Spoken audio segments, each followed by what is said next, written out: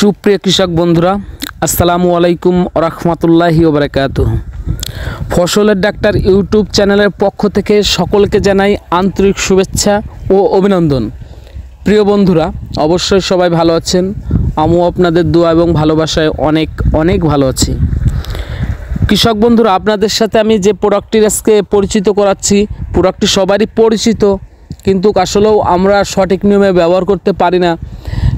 কখন ব্যবহার করব, কোন কোন ফসলে ব্যবহার করব, এবং এই ওষুধটার কারণে, এই প্রোডাক্টটার কারণে আমরা কি ধরনের রোগ থেকে মুক্তি পাব, কোন ফসলে ব্যবহার করব, কখন ব্যবহার করব, কতটুকু মাত্রায় ব্যবহার করব, সে বিষয়ে কিন্তু আপনাদের সাথে এখন আমি বিস্তারিত আলোচনা করব। প্রিয় কৃষক বন্ধুরা, আজকের বিষয়টা হচ্ছিল সিনজেন্টা কোম্পানির জ্যাজ। সিনজেন্টা কোম্পানির জ্যাজ মূলত এর গ্রুপ উপাদান হচ্ছে ম্যানকোজেব গ্রুপের ওষুধ, এবং এটাকে যারা আমরা বলি ছত্রাকনাশক, ম্যানকোজেব ছত্রাকনাশক। আমরা এটা সঠিকভাবে ব্যবহার করব কোন কোন ফসলে। আসলে ছত্রাকে কিন্তু আমাদের ফসল পুরো শেষ করে দিতে পারে, একবার পুরো শেষ করে দিতে পারে।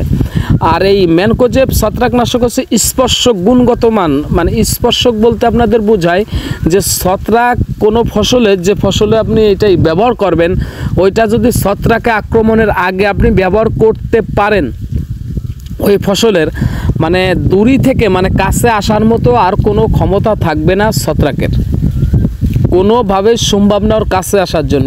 স্পর্শক মানে ওকে স্পর্শ যদি করতে পারে ছত্রাক, মনে করেন আপনার সাপোজ আমি বলি, আপনাকে উদাহরণ দিয়ে বলি, যেন মরিচে কিন্তু অনেক সময় ছত্রাকের আক্রমণ হয়, মরিচেও কিন্তু আমরা ম্যানকোজেব এই সিনজেন্টা কোম্পানির জ্যাজ ব্যবহার করে থাকি। তো ধরেন আপনি ম্যানকোজেব এই ছত্রাকনাশক আমরা ব্যবহার করছি একটা জমিতে এবং পাশের জমিতে করি নাই, তাহলে আপনি বিষয়টা পুরো বুঝতে পারবেন যে ওই মরিচ গাছে যদি ছত্রাকের আক্রমণ হয় আর আপনার এই যেটা ব্যবহার করছেন এটা কখনো আর ছত্রাকের আক্রমণ হবে না। আমি এটা গ্যারান্টি দিলাম। এখন স্পর্শকটা হচ্ছিল যে ধরেন আপনার ছত্রাকের ওই মরিচ গাছে আপনি স্প্রে করছেন, ওই যাই যদি ছত্রাকের আক্রমণ মানে শুরু হয়ে যায়, ওর কাছে আসার মতো, ধারের কাছে আসার মতো কোনো শক্তি থাকবে না ছত্রাকনাশকে, এটাকে বলে স্পর্শক। এবং এটা যখন মরিচ গাছের দেওয়া হবে তখন এর গাছটার চারিপাশে, মানে আমি মরিচ গাছ দিয়ে আপনাদেরকে কিন্তু উদাহরণ দিচ্ছি, এর আবরণ তৈরি করবে। আবরণ বলতে ওর চারপাশে আসার মতো ক্ষমতা রাখবে না, ছত্রাক আসার মতো ক্ষমতা মানে করতে পারবে না, ওখানে ইনভলভ করতে পারবে না। প্রিয় বন্ধুরা, আমরা এটা কি ফসলে ব্যবহার করব সে বিষয়টা আপনাদের সাথে বলি। সেটা হচ্ছে আমরা সবচেয়ে, এটা যেমন আলুর নাবি ধসা, হ্যাঁ, ভেঙে পড়া বা এরকম অনেক ধরনের পচন, অনেক ধরনেরই আছে। তারপরে পেঁয়াজের, আমরা যখন পেঁয়াজ লাগাই, দেখেন পেঁয়াজ রসুন, আমরা যখন পেঁয়াজের প্রথম অ্যাট ফার্স্ট যে পেঁয়াজের রোগটা হয় সেটা হচ্ছিল পেঁয়াজের মাথা পুরা।